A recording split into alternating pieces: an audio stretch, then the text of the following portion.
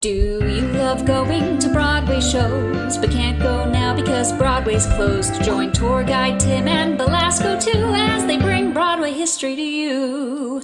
Grab your Broadway passport for what's in store on your Virtual Broadway Tour.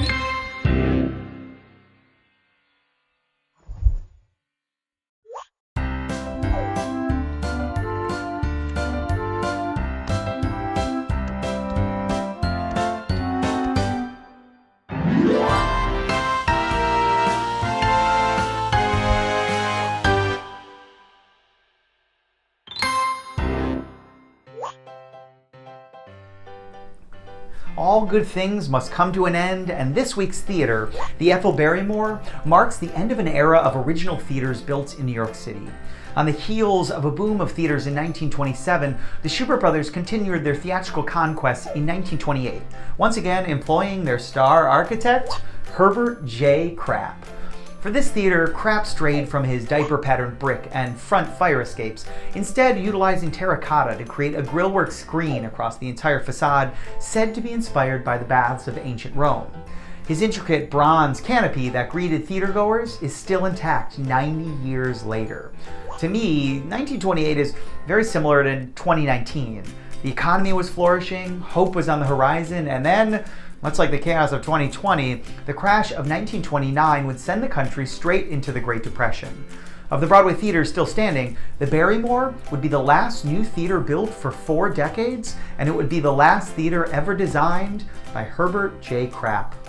For the later years of his life, he managed and oversaw the many theaters he built in the previous decades, and even designed a few parking garages. A crappy ending indeed.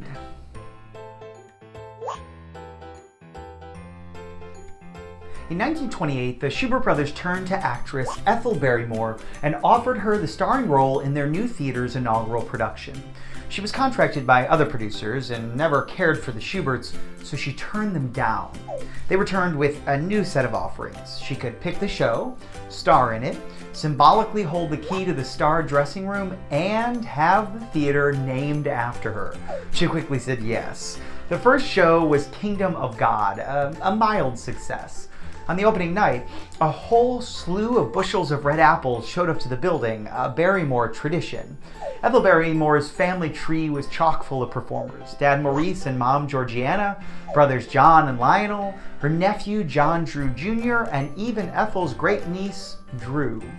Knowing that actors throw away their opening night flowers and are often filled with first performance nerves and therefore don't eat, the Barrymores would send red apples instead of roses as an opening night gift for a fellow family member. With the many Barrymore performances given at this theater, we like to imagine the star dressing room has seen more red apples than most produce stands in New York City.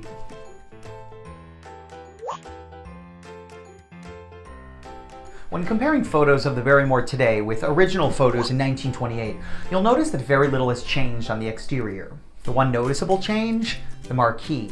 In 1931, Ethel Barrymore got in a heated argument with one of the Shubert brothers. Unfortunately, the Shuberts got the final word. The rumor is that they were so angry, they removed her first name from the marquee. And indeed, for the last 90 years, while her full name remains on all the playbills, Ethel is nowhere to be seen on the facade. Miss Barrymore would return to her namesake theater again in 1930, this time for a controversial appearance in the stage adaptation of the Pulitzer Prize-winning novel Scarlet Sister Mary. Barrymore expressed an interest in donning blackface and thought the novel would be the perfect vehicle, so she secured the rights.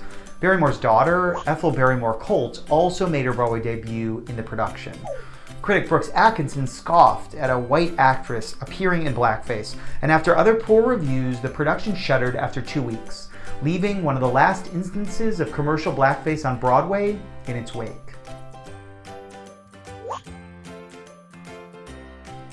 In 1959, coincidentally the same year Ethel Barrymore passed, the Barrymore Theater would make history in direct contrast to the blackface that was center stage in 1930 by presenting the first play produced on Broadway written by an African-American woman, A Raisin in the Sun. Based on playwright Lorraine Hansberry's upbringing, the play centered around the Younger family as they faced racial discrimination on Chicago's South Side. The original production starred Ruby Dee and Sidney Poitier, with Lloyd Richards at the helm, marking the first black director on Broadway. But the Barrymore wouldn't be done with the play after its original hit run. A revival in 2014 starring Denzel Washington was presented under the exact same proscenium arch in a similar staging 55 years after Hansberry's words were first heard aloud on Broadway. And perhaps demonstrating just how much had changed from the original production to the revival, Washington invited two friends of his to a performance, Barack and Michelle Obama. As the first African-American couple in the White House walked through Herbert J. Crapp's original Golden Doors, one could almost feel the blemish of Ethel Barrymore in blackface being wiped away. Hello! Happy Saturday, noon on Broadway. Welcome back to another edition, our 35th edition. Can you believe we've been doing this for 35 weeks? We are insane. If it is your first time joining, you're like, who is this child talking to me in front of his 1910 brick wall? If you've joined us before, you know who I am. My name is Tim Dolan. As part of our Virtual Broadway Tour Series, we're coming to you live every Saturday at noon, hence Saturday Noon on Broadway. We are coming live with someone who has worked at the theater we're featuring that week, as we do one Broadway theater every week, 41 theaters, 41 weeks. Here we are. And this week we are joined by the incredible, the funny, the nice, dare I say legendary Catherine Cox, who is in Baby at our theater this week, which is the Ethel Barrymore Theater. If you're really not familiar with me or Broadway Up Close, my name is Tim Dolan, and I am an actor and the owner of a company called Broadway Up Close, where we do tours of the theater district, history, ghost stories, all the things you didn't know that you really want to know about our 41 Broadway theaters. I have an entire team of that I call my green team, that are actors and stage managers, and we're your eyes and your windows to the world of our insane theatrical lives. About a year and a half ago, I opened a gift shop in the middle of Times Square with a big 6-foot-tall Broadway sign, which you may have seen. All of that is our gift shop is closed. Our sign is closed until we're hoping the summer, when we reopen, as Broadway starts to reopen, and well, we'll see how that goes. We're navigating all of that together.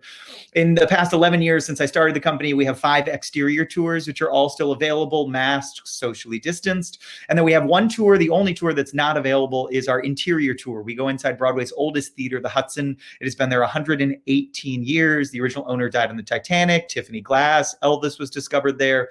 Lots of great stuff. And so on the heels of Broadway's return, I'm sure that tour will be back up and running. For info on all of that, gifts, tours, the insanity of my life, you can head to BroadwayUpClose.com. You shouldn't do that now. You should wait till we're done talking to Catherine, and then you should go give me all your money, I guess. I never envisioned, when this happened, March 12th, 2020, coming up on a year ago, I never envisioned, to me, New York City and Broadway are synonymous. If you have one, you have the other. It never even occurred to me, by having a business that's Broadway adjacent and having a career that is tied to this overwhelmingly large industry, that there's a world where it would just go away one day and go away for a very long time. So it has been a very interesting year. If you've joined before, needless to say, it's been very interesting. But I think you challenge any actor and any small business owner in New York City. We have more hustle than maybe anyone. Both sides of my life, it's all hustle. So I've been hustling for almost 52 weeks, but here we are. We're still alive. We're still glowing. We're still here every Saturday, and we're going to make it through. And so as part of our Virtual Broadway Tour Series, like I say, 41 theaters, 41 weeks. This week, as we're going chronologically in order from oldest to newest, this gets us to our 35th oldest theater, the Ethel Barrymore. I hope you enjoyed all of our history, fun facts, Raisin in the Sun, stories about apples, Ethel Barrymore. I hope you enjoyed it. How's today going to work? For today's series, we'll learn all about Catherine's theatrical journey, her time working on Baby at the Ethel Barrymore Theater. If you have any questions for her or me as we go on our talk today live, make sure you drop those in the comments. And for those that are joining us live, comment with where you're watching us from, which I see you're already doing lovingly. So nice work. I'm very proud of you. Shall we do it? Let's do it. And without further ado, join me in welcoming Broadway's Catherine Cox. I promised you confetti cannons, but then I realized I didn't have it in the budget, so I thought vocal confetti cannons. Or balloons or something. They're balloons. Sure. The balloons. Yeah, the balloons are in. Yeah. Hi, how are you? Happy Saturday. I am really good. Thank you. Happy Saturday to you. So tell us, for those who aren't lucky enough to know you, will you How could tell they us? not know me? Well, yes, there's that. Where have I'm they just been? an idiot. You're like, are you kidding me? I'm a legendary. Yeah, legendary. I always hesitate calling people legends because they usually go, "Oh, so I'm old," and you're like, "No, it just means you've done lots of things. You're very talented." That's good. So you're a talented legend. Okay, tell us, give us like the bio version of you before you get to New York City, assuming you aren't from New York City originally. So where you're from, when you first got exposed to theater, when that turned into maybe I could do this with my life, and get us to the moment, your thoroughly modern Millie moment of setting down your suitcases for the first day in New York City. Dun, da, da, da. Okay. Born in Ohio. Okay. But lived. My father was a missionary, so I lived in Guyana for a while, and Describe a while. How many years? Ohio till second grade, and then Guyana till sixth grade. I think facts. And then we came and lived back in Ohio for 1 year because it was kind of called they bring back the missionaries just to reallocate them, Sure. Get them back to civilization. I'm not really sure. Reprogram them or something. Yeah. And my father decided that we weren't going back. He was going to become the something in New York, but it was with the missionaries. So it was like he would deal with all of South America. And so we moved to New Jersey so he could commute. And so I was there. Okay. Wow. Now I have to remember where I went from there. Right. Okay. I did musicals in school just because my mother was a beautiful singer. And people also, my father was a missionary. He was a preacher. And people always say, well, how did you get into theater? Like, well, what's a preacher? A preacher is a theatrical person, he likes to be in front of people. Yeah. My mother was a beautiful singer. The only thing I didn't get from her was her lack of stage fright, or her lack of nervousness when she performed. And she had a beautiful coloratura voice, and even when she was singing up in the heights, I could understand every lyric. Wow. I don't have that kind of voice, but I did always want to be, every lyric should be heard. Well, yes. Did she do this? She's singing around the house, she's singing at church, or she's doing this professionally where you're hearing her a lot? Well, during World War II, she toured with the all-girl orchestra band because all the men were in the war. Sure. So she sang, she was the lead singer. She was the lead singer for the all-star, and they traveled on a bus and they went from town to town, little towns. Wow. I had pictures of it. I wish I could find them, but I don't. So anyway, she started that way, but I think the conductor came on to her, and this was in 1960, and I can't remember. And so, not 60. No. I was going to say maybe 1940, 1950. 40, thank you. 1940. Sure. And she was a small girl from a rural Ohio town.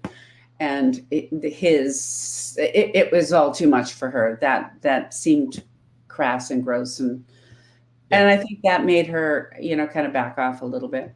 Sure. Yeah. She quit. Well, yeah. Well, it sounds like rightfully so. It sounds like a tricky situation to navigate. Well, yeah, to quit that, but then to quit the business. What happened was that she got a scholarship to Juilliard. I can't believe I'm talking about my mother instead of me, but she passed away not too long ago. Oh, and so I love talking about her. Yeah. She got a scholarship to Juilliard from this small town in rural Ohio. Yeah. And she turned it down to marry my father because he was a minister. Sure. And ministers are like, they're the highest, they're like one away from God, really. Big. Yeah. It's pretty big. Yeah. And did she, when you say that she turned it down, did you, apparently we are going to talk a lot about your mom. I love this. Did you feel ever from her that she wished she had pursued that path more? Any You know, regrets? that's just not my mom. Okay. She was a very accepting person of her life and she just accepted it. However, I think she tried to live through me. Not that she made me at all. Right. She It's not a never, Gypsy Rose Lee, Mama Rose situation. no, not at all. I mean, she just kind of, she never asked who I was dating. She never asked who. She was a very interesting, now that I'm a mother and have kids, they're old, but well, not older than me. But I guess I didn't have to say that. Anyway, she was I was a good girl. So. And so you're around music, you're around a larger than life personality of a preacher, of a father. Yeah.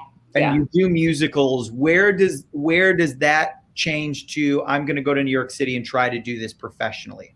Well, my parents both went to Wittenberg University, which is a Lutheran college, and my father was a Lutheran minister.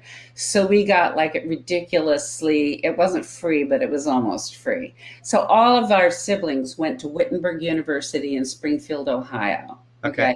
And they didn't do musicals much. They had a music department that was really good, mostly for church music, but it was a good musical department. And so after I graduated, I did sort of operettas and, I'll tell you, I had only 3 albums. It was South Pacific, The Apple Tree. Sure. Barbara Harris. All right. Yeah. South Pacific, The Apple Tree, and I believe Sound of Music. Okay. And then my brother got into West Side Story, he's not musical at all. So there were only 4 things. So I didn't know much about musical theater. But I had a music degree. Right. And I got a music education degree. And they asked me to be the choir director of one of the big high school things in Springfield, Ohio, because I interned there. And I went, no, I don't, you know what? I don't know why, but I don't want to do that. Yeah. So you moved to New York instead? I moved to New York instead. And what, am I allowed to ask what year that you set your suitcases down and landed here? 72. Okay. And is there instant success? Is there, do you feel like right away the business receives you? 1972 Times Square in New York City was very different than when I got here in 2003. So setting your suitcases, I set mine down on a nice sidewalk. In 1972, you set yours down, and it was there was a lot more going around in Times Square in 1972, from what I've heard. Yeah, my father knew because he commuted to New York, and he said, you can't live anywhere but on the East Side. Because on the East Side was, It's the East Side. It's always been nice. Yeah. So I lived in a studio apartment with a girlfriend of mine from high school, and she was a stewardess. So I almost had the studio apartment myself. Yeah. It was a studio apartment on 57th Street with like a loft. Sure. And nothing else. And, I didn't know any better. It seemed terrific to me. I did everything. I didn't have to do a lot of survival jobs, I have to say, but I did try to sell organic, or there was another word back then, I can't remember, vitamins to animals, to cats in the Madison. That was my region, the Madison Avenue, where Sure. all, and they had me have balloons on my shopping cart, and I would be selling them on the street. This is taking a turn. That I didn't expect. I thought it was pretty funny. The image of you riding a bike with balloons, selling vitamins to cats. I'm not riding a bike. I'm pushing a cart, baby. Okay. I'm pushing a cart, And I'm no one, picturing you throwing bottles of vitamins out of your yeah. plums. Well, no one bought them. I mean, anytime they came out, it was, at lunchtime, and that probably wasn't my shift, but I remember That's that the was best not thing good. that I've ever heard in my entire life. So they were like, just give the woman a job. She doesn't need to be selling Please. vitamins. So Get what's after it. where your first Broadway show is when after you get here? Very shortly after? It's 1976, Okay. but I got married to someone I met in college, Okay. and we started a band. So I was in I sang in the Ramada Inns for about 3 years. Ramada Inns, and we were on some kind of tour, and our band was called Painted Destiny. Wow. This Due is to that time, we don't know why. There's no reason behind it. My husband just picked it, thought it would be, hip, and great. I don't know. Yeah. Painted Destiny live from the Ramada Inn Conference Center. Yes. So this And we is traveled the Rusty Nail, big Sure. places. you Big get places. back and Broadway's like, do this instead. Let's give up the Painted Destiny. You should be at the St. James. Your Broadway. After that, yeah, I kind of said, you know what? I'm seeing it was disco era, and now I'm going. That's the way. I like it. And then I was playing the flute, which I can't play, and I did the hustle. That was the hustle. That was a big number then, and I couldn't play the flute very well, but I did learn that. And I did that, and we made it, and we traveled, which was good. This is not where I saw any of this going. So this Yeah, okay. So better- now I'm at. So I said, it's no, better. It's better than I ever could have imagined. I was like, good. the hustle on a flute is not how I thought we were starting this Saturday off. But yes. Yeah, I did, and I Wow. didn't know how to play the flute, but I did it. Well, fake it till you make it, or whatever they say. Yeah, and then I said, "This, no one's listening now. It's all about dance," because it was all about disco, and it was. So I kind of said, I don't like this. Maybe this isn't my niche. Vitamins and flutes, maybe pack them up. So my first husband and I lived in Weehawken, with a beautiful view. And in 1976, the beautiful view, because it was this bicentennial, we had boats going down the Hudson, and I invited my whole family from, Ohio to come and sit on my porch. It was Wow. You've made it. I made it. You made it. Then I found an apartment in New York because I wanted to be in New York, and everyone's going to hate me. But are these mostly New York people? No, we got people from all over. We got some Iowa, we got some UK, we got some Maryland, we got some Virginia, Edmonton, we got some Canada. Oh, I love that. Yeah. Hi, everybody. Yeah, you got people from all over the world. I'm Yeah. on tour again. Basically. Yeah. So anyway, I found an apartment, and I wanted to move into the city, and I had saved up $40,000. Wow. And I had said, okay, I found this place, and it was $40,000. It was 104th Street. Anyone in New York is going to kill me. But it was 104th Street, overlooking Central Park. It was a 2-bedroom, 2-bath with a kitchenette for $40,000. Upper East Side or Upper West Side? Upper West Side, overlooking the Central Park. Come on, you're ridiculous. For $40,000. And that's why I'm still here in New York, living, like a human being. And are you still in the same apartment now? No. I sold gosh. that, and then sold the other, and then remarried, and we got together. And we've been in this place for 35 years. My kids were. Wow. Yeah. Incredible. And what a savings. I mean, $40,000 is not Carol Burnett with her $20 in her pocket. I mean, that's impressive. Well, I saved that on the road. I was is the word penurious? Yeah, sure. Yes. Is that a good word? Oh, Yeah. it's SAT people Sure. ask if penurious is a word. It means I was very tight with my money. Yeah.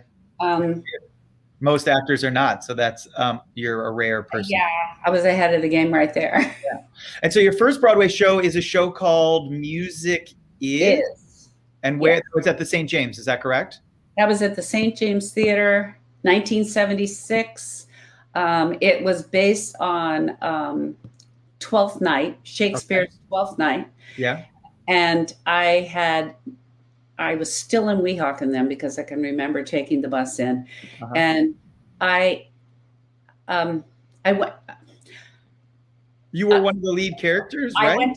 I went to a cattle call actually for this. I mean, there's a story behind that, but I know we only have time for, whatever. Sure. But anyway, I went to a cattle call for this because my agent didn't get me into The Baker's Wife. And my agent was brand new. And I thought, oh, he submitted me for Baker's Wife. If no one knows what Baker's Wife, it was, They should leave. If they don't know what Baker's Wife is, you have to exit the room as we're talking. No, you don't.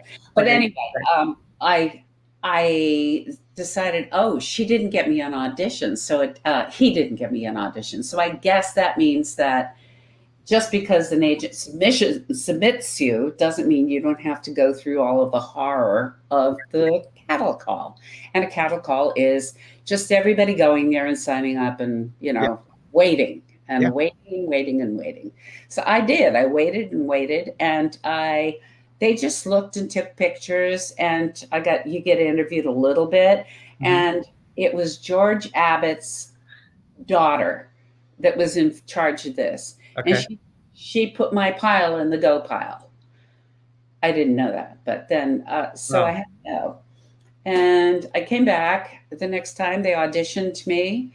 And I think I got it because I was dressed like someone no one dresses like for a Broadway audition. And the only reason I know that is because George Abbott's daughter said, "What was that dress you were wearing?" I wore a black and white, really, like it was very 60s, and I think I looked good in it. It was my favorite dress with black tights. And it just, for some reason, she thought, whoa, this girl who is she? And I didn't have any affectations because I didn't know that much about Broadway. Right. I hadn't seen that much Broadway. Right. So what I brought was an honesty. Yeah, and you just finished the Ramada Inn. You just got off the bus from Weehawken, and you're like, let's go. Let's go. Let's go. And they're like, let's go. And so did you work with George Abbott at all? Of course. Oh, yeah. Come on. Wait, and he was like 96. You call him Mr. Abbott, and he was very tall, yes? Oh, yes. You called him Mr. Abbott. Wow. Incredible. You called him Mr. Abbott, and he was he was great. I mean, he was old time. He was 96 then. I think he died like when he was 106 or something. I was 106 or 104 or something. Yeah. Yes. So, I mean, he was his last Broadway show. Maybe not, but I think it was his last Broadway. No, he had another one after. I was going to say, I can't remember what his last one was, but I can't remember. I don't know. We didn't do enough homework. I didn't do my George Abbott homework. The show runs for how long? Our show? Yeah. Which, Music Is. Yeah. Music Is. Okay. So we, I can't remember if we went out of town. We probably did. 1976, we opened on Broadway, and I invited my mother. They were very excited, except my mother knew that when in high school, I had 4 songs, even though I was playing the lead in this show on Broadway. Yeah. And she said, oh, in high school, you had 4 songs. Mom. 2.5. God, you gotta love moms. That makes her sound like something she really never. They don't know, but in the moment, you're like, Mom. Yeah, she was just trying to figure out how big a part I had. That's all, But anyway, I was really liking Mom until that moment. Now Mommy should like, even though she's dead. That was a rare moment. But I mean, she was trying in her head to see how big a part this is. She always saw her daughter playing the leads, but in high school. But anyway, so they came. I said, oh, well, don't come after opening day, but now you probably have all this information and I don't. But I can remember I got tickets for them. They came all the way from Ohio and to come and see it. And all they could see was them packing up all of the sets because the show had closed. I was going to say it didn't. Yeah. It didn't last very long. I recently did a version of it, kind of a staged version of it in, I'm going to say Oklahoma, but I'll be wrong. Sure, somewhere in the Midwest. It doesn't matter. Somewhere, and it's brilliant. Really? But it was really more of a real. It was like Candide, the one that was directed with Kristen Chenoweth and Patti LuPone. Yes. That one. Yeah. It was more like a version like that. Yeah. Wow. Crazy. And so, okay, so you get your first taste of Broadway opening and closing. This happens again. There's a show that you did that never officially opened, One Night Stand. One Night Stand. Oh yeah. Yes, it never really officially opened. That was with real big people, which if it's a younger audience, you're not going to know. But where was that? What theater? Do you remember? I don't know. I don't remember. The one on 41st. The Nederlander. Yes. Wow. Yes, the Nederlander. And it was with, at that time, oh God, who was the director? He had a very bad experience being nasty. Oh. He's dead now, I hope. I'm really not going out for auditions, so it doesn't really matter. John Dexter. Sure. John, wherever you are, if you're still with us, she's available. Yes. She's available for hire. She's got it. He wrote 1,000 Clowns. Oh, gosh. Herb Gardner. Yeah. And Julie Stein. And Julie Stein wrote Gypsy. So all big people. Oh, my God. Which, Music was all big people. It was George Abbott, Pat Birch, and Richard Adler who wrote Pajama Game, Dan Yankee. Yes. So you kind of go, wow. It's crazy. Even the greats have their moments, Yeah. Why am I in them? Well, because you got that dress and you look great in that black and white dress. I never changed that dress. It sounds like, why would you ever? I still wear it to auditions. I'm waiting for you to open up the door behind you and pull it out. Is the next that and a pack of the vitamins, the cat vitamins? Who needs confetti cannons when you have your original audition dress and these? Seriously, oh God, I wish I kept it. Gosh, okay. So Les, for the sake of time, because you're a legend, you've done great things. So then Barnum happens, right? Where you replace. This is all internet stalking. You replace Glenn Close. Right. She was going on. She wasn't Glenn Close then. She was just making a first movie debut, which was The World According to Garp. Okay. And so with Roger Williams. Not Roger Williams. That's a pianist. Robin Williams. Yes. I didn't know. I don't think I ever saw that movie. I read the book, but didn't ever see the movie. Yeah. You were too young. Sure. But she was great in it. So then you replace Glenn Close, and then in Oklahoma, you replace Christine Ebersol? Yes. Like, who are you? Crazy. I'm somebody who replaces people, obviously.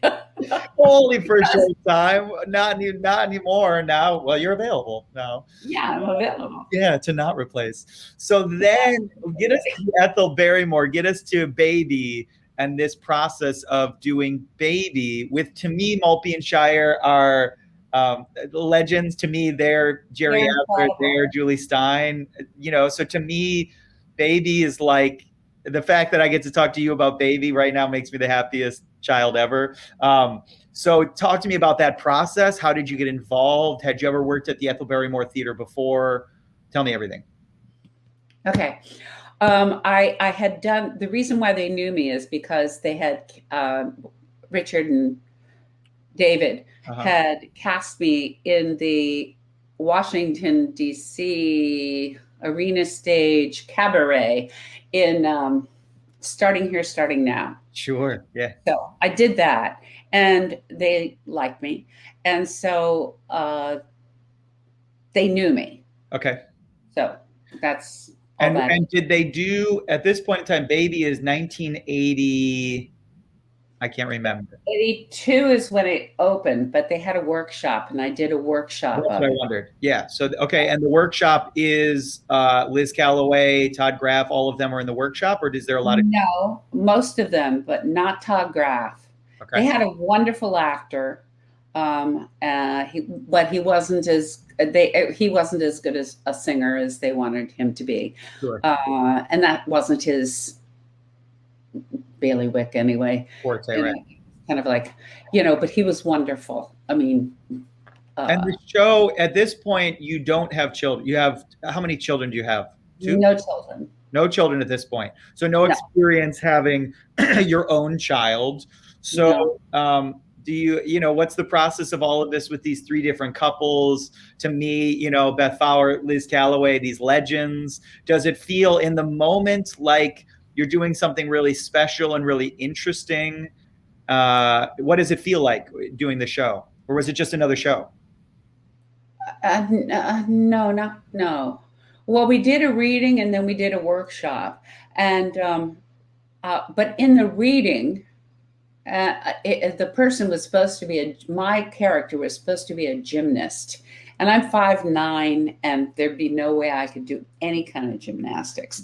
So Sure. I kind of thought, oh, they're just calling me because they know I can sing the songs and blah, Right. blah, blah. And they know you can play the flute. Yes. They're going to get Kathy Rigby. Sure. Yeah, that's who they're going to get. They're not going to get me.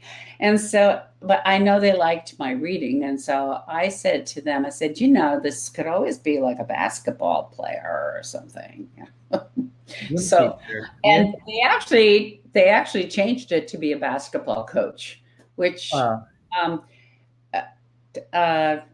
don't know that Richard would actually say that I had anything to do with it, but I did plant the seed. I know I said it. He kind of claims that maybe he just kind of, it was just he saw and then he changed. That was our last thing. But I know I said I could be a basketball coach, kind of joking, but. Sure. And then there you are. And there I was. And the run, the songs, Maltby and Shire, you can't really go wrong with them as good. They just have never made what's the all reviews of old musicals. I don't know what happened. Go ahead. Yeah, they I love it. It's just really kind of tuneful. The lyrics I think are pretty honest and of the moment. And so on the Tony Awards singing I Want It All, that's your first time performing on the Tonys, or had you done performances in the Tonys before that? Because you were Tony nominated before this for Oh Coward. Oh, was that before? Okay. I can't remember. I don't know. I don't know if it's before or after, but I was Tony nominated for Oh Coward. Sure. So I don't know the timeline. Yes, and I wasn't there, so I really don't.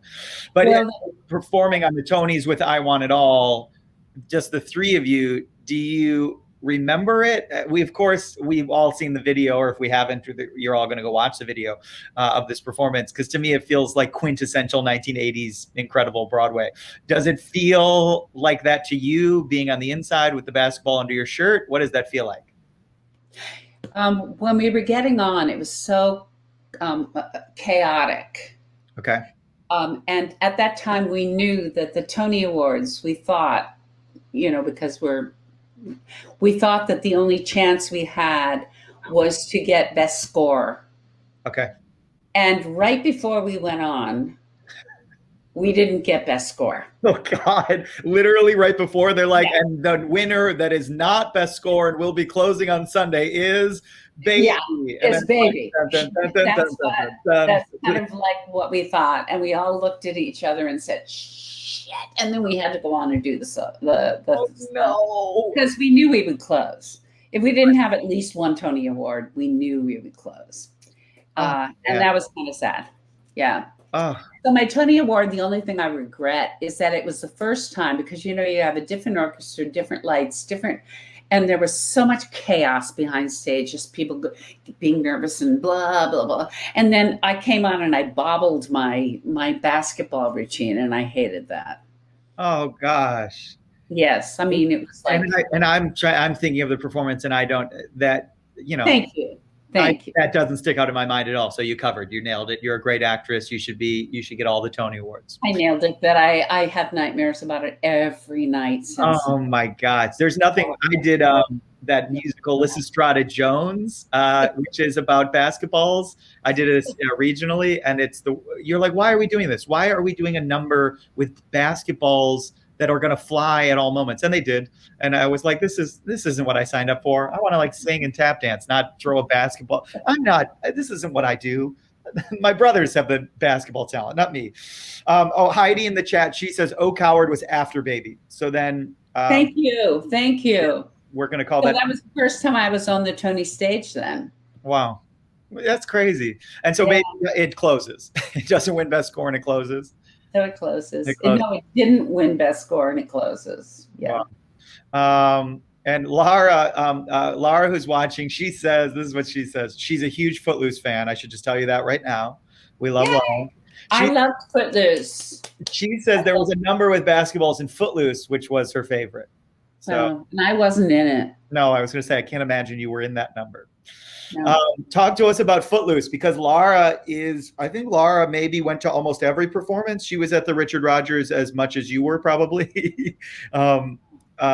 She loved it. And so what are there memories that stick out in your mind of the first time I ever heard your voice, candidly, was as Ren's mom in the opening number of whatever that little banter between you, Beaumont, where the hell is Beaumont?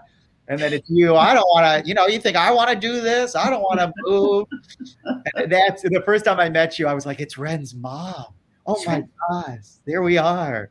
So what is about that experience? What sticks out in your mind? I had a great experience. Then I had 2 kids. Okay. So it was very nice to get away at nights. So, however, it was very nice also to be with young people. Oh, I'm sure. It was mostly young people. And I loved Jeremy. Yeah. And every time we went on, I'll bleep the word. When we first had an opening night, I said, this was what we said before we went on the first number. I'd say, Jeremy, this is when we behind the curtains. He says, yeah, Mom. And I said, don't f it up. And I said that. And one time I wasn't there because I was late to get down. And he went, where is she? Where is she? I can't go on if he doesn't. He just needed me to say, don't f it up. Like the show will go to hell if she isn't here to do this. You got to say that. And did it feel sometimes when you do shows, like I did a production of It Should Have Been You, and there's the people who are getting married, who's what we'll call the younger part of the cast, and then the senior members of the clergy who are playing the parents, and it felt very much like a divide between. Did it feel with Footloose because there's the parents and then there's the kids? Was there that, or was there cross-pollination among ages? I can only speak for myself. I'm trying to think of all the other people. Sure. But for myself, I probably hung out with more of the young people. Sure. You have a young vibe. I have a young vibe. And I also loved Jeremy. Yeah. And Jeremy was, when he came in, he's from Canada. He has such a story, Jeremy. You want to have him on the show, probably. Might have to, yeah. Oh, you have to now. But anyway, he's from Canada, and he came back and forth and back and forth and back and forth, for all of these auditions. And they finally hired him. And when I had no part in it, you didn't know. But when he showed up, I kind of looked, and he had kind of a Canadian fashion. And I kind of went, oh, God, this guy's kind of cool.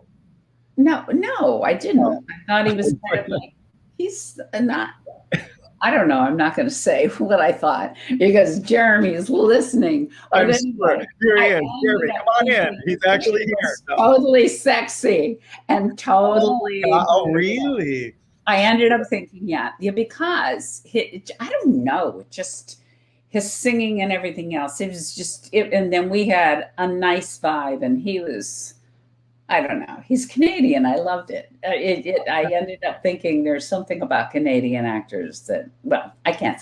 That was a stupid statement. Will you just take that out? I will. Yes, I will edit it out. This isn't live at all, so this is great. It's not already onto the internet, imprinted into the world. Yes. Thank you.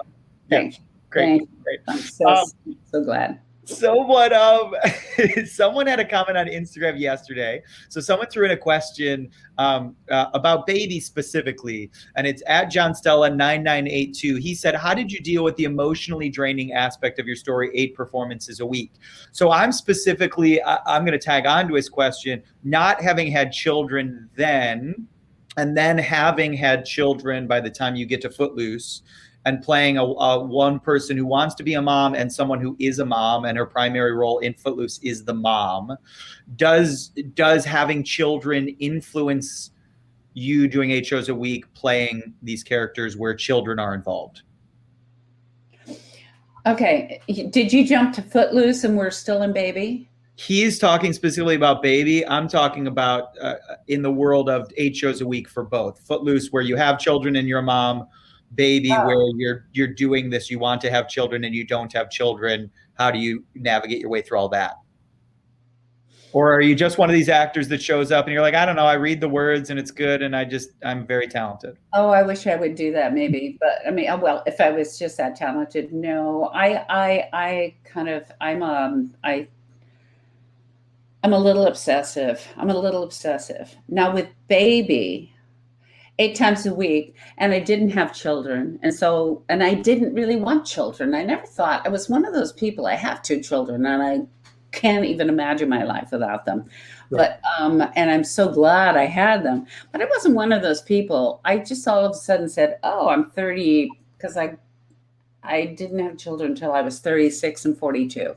So it wasn't like this is something that's going to complete my life. Right. It certainly helped. But when I was doing it about not having children, as an actress, you just think of it's a loss. It's something you're yearning for. Mm-hmm. And you can come up with anything that you're yearning for. You know, when I looked into his eyes and he was disappointed, we all have those moments. Sure. We all have, okay, how can I build on this? Sure. I want children. I could imagine that I had wanted children. Or I need to comfort him. That's probably what my thing would have been more like. But, you know, that is about acting. Sure. And I got emotional every night because 2 people who had an issue, which I have experience with, were disappointed. Yeah. And mourning. And I have an issue with that. Sure. And that's what I can hook into instead of saying, oh God, I want a baby. And then by the time you get to Footloose, when you have children and you're trying to escape them by getting to the Richard Rodgers, how does that? That's about it. I think that's about it. Yeah. You're like, well, I don't understand the question. That is the answer. I hope they're watching, or I hope they watch this. They're like, thanks, Mom. Thank you so much. Your husband's like, thank you, Catherine. Thank you. Oh, you are have a great show. I'll watch them at home. Okay, so after an illustrious career of doing every musical ever and replacing and originating and all the meanwhile wearing this one dress throughout every audition, do you, at this point now, what is your life now? I don't wear the same dress now. Okay, good. Okay, so that's good.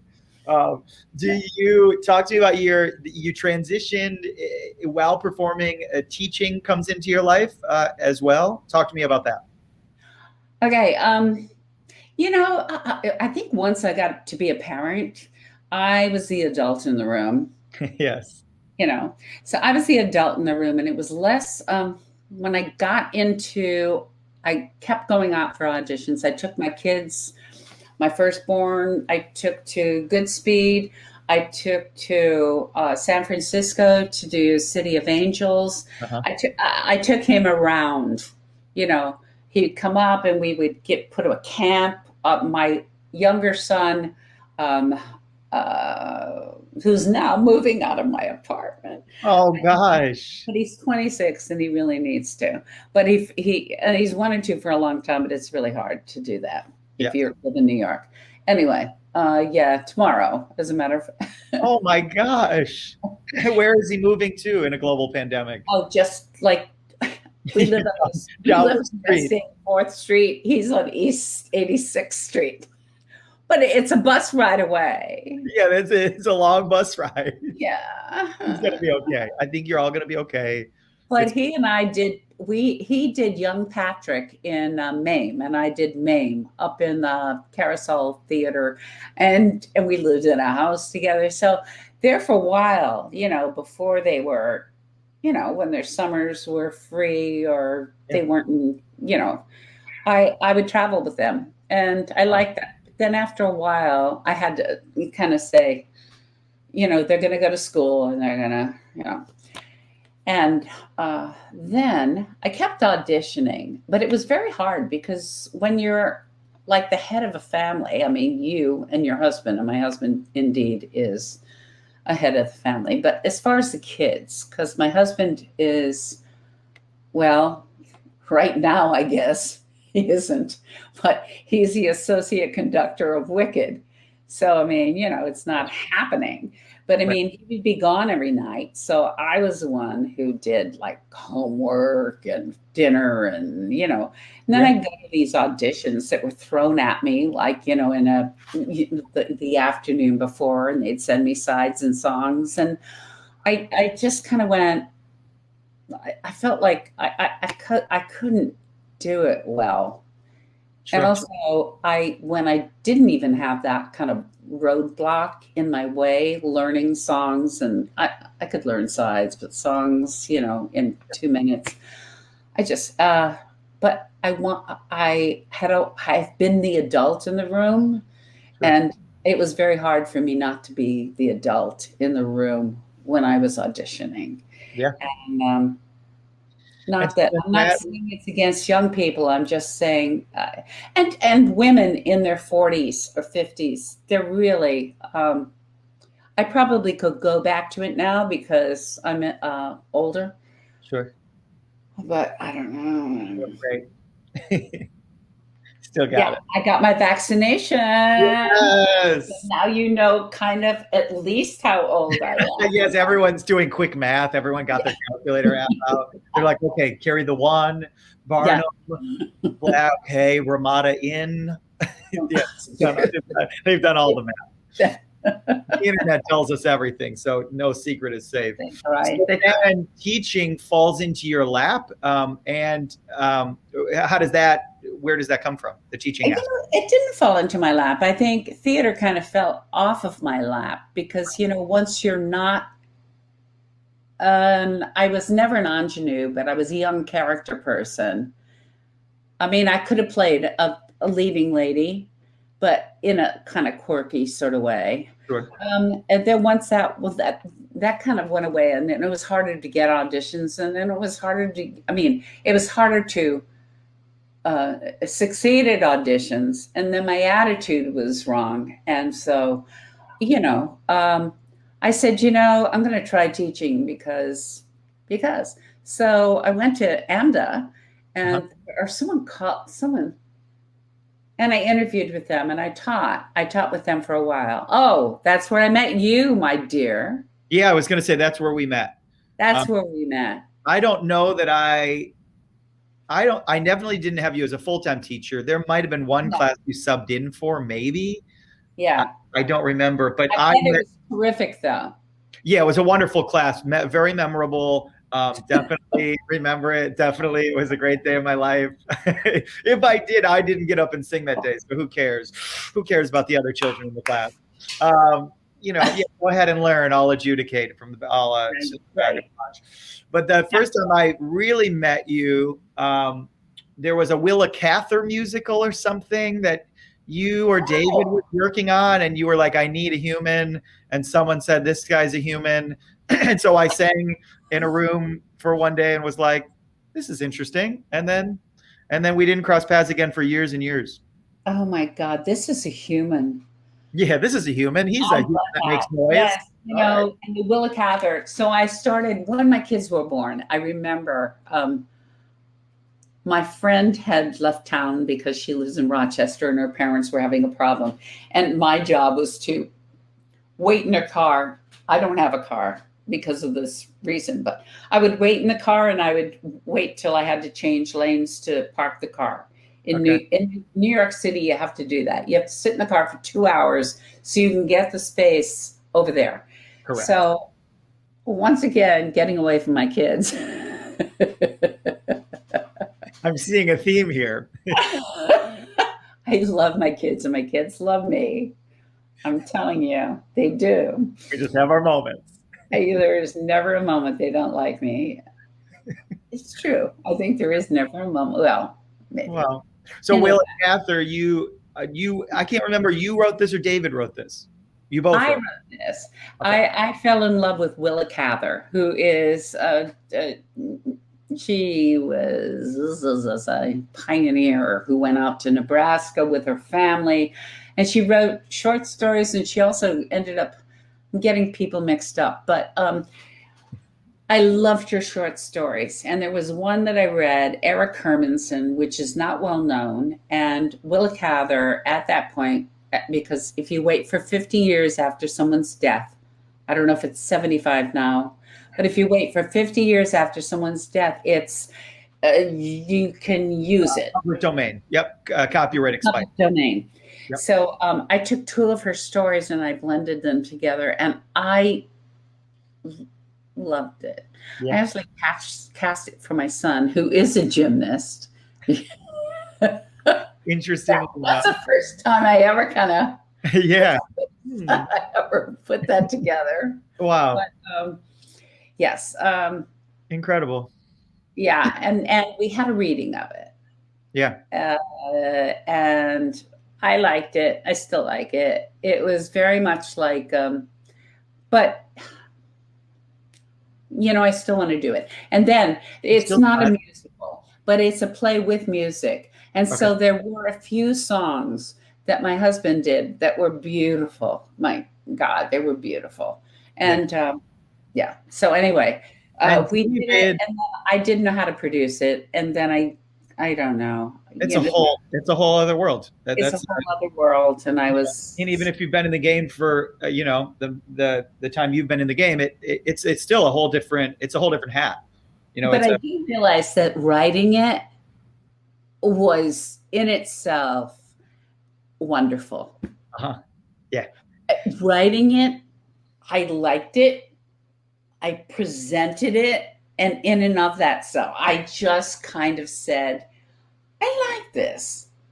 Yeah. And it spoke to me. It spoke to me, and I wrote it, and it's never gotten done. And, there's still time. Seem to be, I would love it to get done, but it doesn't seem to, the accomplishment itself, because I'm not a writer, although I wrote another play after that. That's what I actually did with when I was with kids.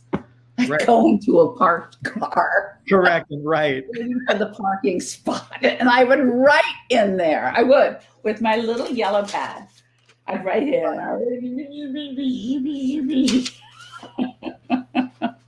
This is incredible. You have an incredible. This is you have such a. The word interesting is wrong, but you have from flutes to vitamins to you with your cart with balloons to the Ramada Inn to Broadway to 2.5 songs to it's all to me it's a life well lived. So I hope you feel that. I hope you feel proud of both children and a great life and a $40,000 apartment and real estate deals. You really, to me, you've done it all. So congratulations. And my son is now the head person for Bitcoin. So if anyone has a problem with Bitcoin, my son. Really? Wow. Yeah, is this the gymnast or no? What? This is the gymnast son, or no? No, he's more artistic. This is the lawyer's son. Sure, someone's got And to. he's the head of Bitcoin. He's really ahead of the game on Bitcoin because he started early. I can never remember what law firm, and it's a very big law firm. Wow. But anyway, it doesn't matter. Well, you got to be so proud. No, Congratulations. Evans. I'm very proud of both of my kids. Very proud. And can I say one more thing? I know it's off. But the other thing was that I was Mrs. Santa Claus in Gallagher's. If you know what Gallagher's is, it's a big steakhouse on like a 52nd Street or something. Yeah. Big famous steakhouse. I was going to eat there today, actually. I might eat there today. Oh, seriously? Yeah, because I think they have indoor seating, and I'm finished. I have a tour in an hour and 5 minutes in person. I was like, I'm going to Gallagher's today. I'm treating myself. Well, just imagine me in a Mrs. Santa hat and a little skimpy Santa Claus skirt with stockings, taking pictures. These were, what do they call the old things where they come out automatically? Polaroids. Yep. Taking Polaroids of people from the Ford industry picking out their steaks. Yeah, that was another job that was very fun. If it's not today, if I don't make it there today, or they're not open yet because of COVID, oh God, I think there's a Mrs. Valentine, somebody in a little skirt with a big heart on there that you can go in, pick out your steak in the freezer. And if there's not, the Valentine girl. If there's not, are you still available? I'm still available. You call me. Okay, I will be there. Oh. We'll get you an Uber. We'll get you a Lyft. We'll get you to Gallagher's. Oh, and do we have the what do we want? We wanted. Oh yeah, confetti cannon. Yeah. Well, of course. I need confetti in my life. Confetti. Everybody needs confetti in their life, especially in the middle of a global pandemic. A vaccine and a confetti cannon, and the world is our oyster. You're a dream. Thank you so much for spending your time. I love you, Tim. Your tours are fabulous. I took them. A group of mine, tried to take them. Correct. It'll happen. They couldn't because of COVID. But all right. Back. Love you so much. Happy Saturday. Congratulations on everything. Good luck with the big move to down the street with your son tomorrow. And I'll see you again on the other side of all this. It's still a great life. It's a great life. It is. A great life. You got to find the greatness in the life. Oh, I love that. All right. Bye. Bye. Oh, I mean, there's not much to say. If you participated, just a real honest, charismatic human. And so I don't know, what a fun little hour or 58 minutes that we've had together. And a fascinating life, a fascinating career. I love talking to people that have navigated family life in the middle of having these blossoming careers. We just see the 8 times a week, but to see what's going on behind the surface, flutes and vitamins, I think was not what we expected, but here we are. And as she says, a life well lived, and finding the goodness. Gosh knows that's, if you've hung out with me, that's all I do, is find any sort of silver lining in the middle of a global pandemic, especially.